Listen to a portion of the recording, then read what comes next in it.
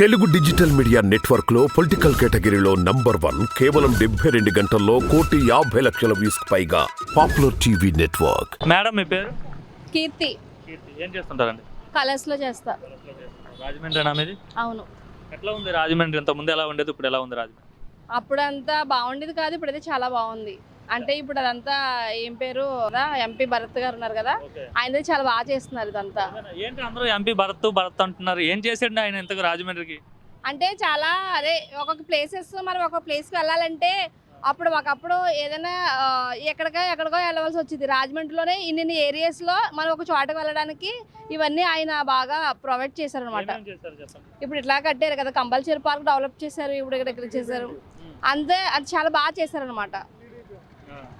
చాలా బాగా చేశారు. మరి ఇప్పుడు ఎలక్షన్స్ వస్తున్నాయి కదా, ఇక్కడ రాజమండ్రిలో ఎవరు గెలుస్తారు? భరత్ గెలుస్తారా లేదంటే టీడీపీ గెలుస్తుందా? అంటే భరత్ పేరు ఎక్కువ వినిపిస్తుందా లేదంటే అదిరెడ్డి వాళ్ళ పేరు ఎక్కువ వినిపిస్తుందా? ఎక్కువ భరతే వినిపిస్తుంది. మరి పైన ఈసారి సీఎం ఎవరు అవుతారు అంటారు? ఇంక జగన్ అన్నే. ఎందుకు జగన్ అన్న? అంటే అదే అంతే. ఏం చేశారండి? చేశారంటే ఇష్టం, అంతే, అభిమానం. అందరూ సినిమా హీరోలకు ఫ్యాన్స్ ఉంటారు, ఆయన పొలిటికల్ కదా, ఆయనకి ఎందుకు ఫ్యాన్ మీరు? ఫ్యాన్ అంటే చెప్పలేము, ఆయన ఇష్టం అంతే.